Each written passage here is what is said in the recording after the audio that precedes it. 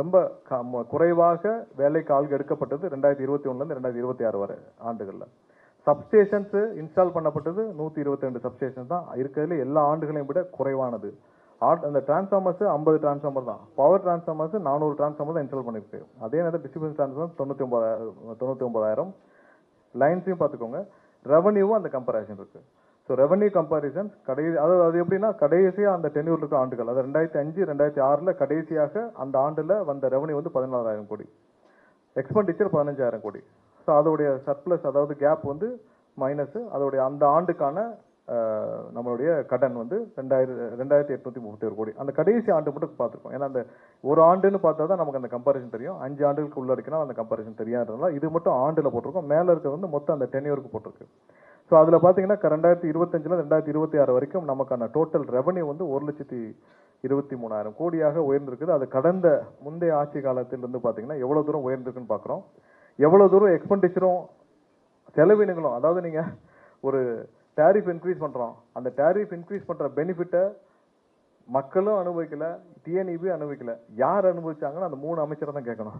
போன ஆட்சி காலத்தில் அந்த 3 அமைச்சரை கேட்கணும். அந்த 3 அமைச்சருக்கும் சேர்த்து ஒரு நிழலா இருந்த யாரா, இல்லை அந்த குடும்பமா, இல்லை மாப்பிள்ளையா, பையனா, யாருன்னு நம்ம தான் பார்க்கணும். ஸோ செலவினங்களும் கூடியிருக்கு, ரெவன்யூவும் கூடியிருக்கு. அதில் கேப்பு, அதில் கடனும் பார்த்தீங்கன்னா 87,000 கோடி கடனும் வாங்கப்பட்டிருக்கு. நீங்கள் அதுக்கு என்ன பண்ணீங்க? வேலைக்கு ஆள் எடுத்தீங்களா? இல்லை 343 பேர் தான் வேலைக்கு ஆள் எடுத்தீங்க.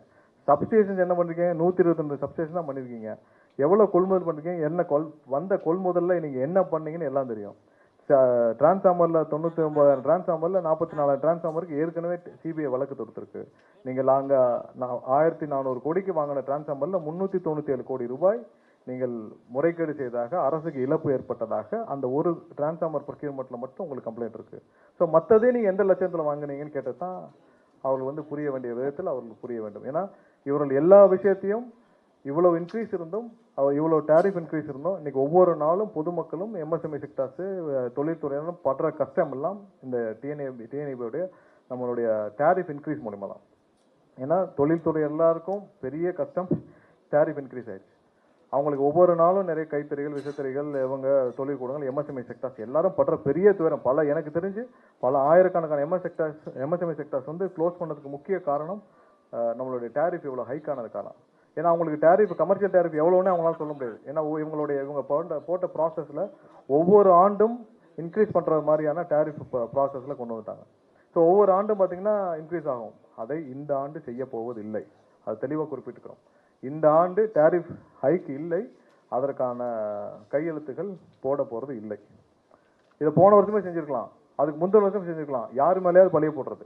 உங்களுக்கு தேவை ரெவன்யூ இன்க்ரீஸ் ஆகுது, அந்த ரெவன்யூ இன்க்ரீஸை வச்சு நீங்கள் உங்களுக்கான எக்ஸ்பெண்டிச்சரையும் அதிகரிச்சுக்கிறீங்க, அந்த செலவினங்களை அறிவிச்சுக்கிறீங்க. யார் கஷ்டப்பட்டானா? மக்கள் கஷ்டப்பட்டான்னா, டிஎன்இபி எம்ப்ளாயீஸ் கஷ்டப்பட்டானா, டிஎன்இபி துறை கஷ்டப்பட்டானா, எது கஷ்டப்பட்டாலும் என்ன, உங்களுக்கு தேவைன்னு டேரிஃப் இன்க்ரீஸு.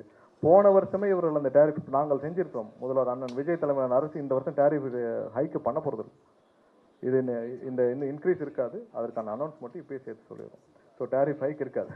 அந்த அதிகபட்சமாக 6% இந்த வருஷம் நம்மளுடைய இது படி பார்த்தீங்கன்னா இண்டெக்ஸ் படி நம்ம வந்து 3.57 நம்ம இன்க்ரீஸ் பண்ணியிருக்கோம். அதை செய்ய போவது கிடையாது. ஸோ இந்த வருஷம் அதற்கான கையெழுத்துகள் எடுப்போவதில்லை, அதை நிறுத்திருக்கோம். ஏதாவது அவங்க வேறு ஏதாவது அடுத்த ஆக்ஷன் சொன்னாங்க நம்ம பார்த்துக்கலாம். பட் இந்த வருஷம் அதை செய்ய போவதில்லை.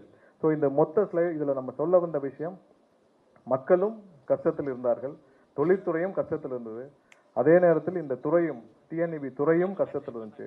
ஆனால் இந்த அரசியல் இருந்தவர்கள் மட்டும் இந்த மொத்தமும் இந்த இன்க்ரீஸ் எல்லாத்தையும் எங்கே போச்சுன்றதான் நம்மளுடைய கேள்விகளாக இருக்குது. அதற்கான விடையை நம்ம எல்லா இடத்துலையும் தேடிட்டு இருக்கோம். ஏன்னா எல்லாமே வந்து செலவினங்களாக காட்டப்பட்டிருக்கு.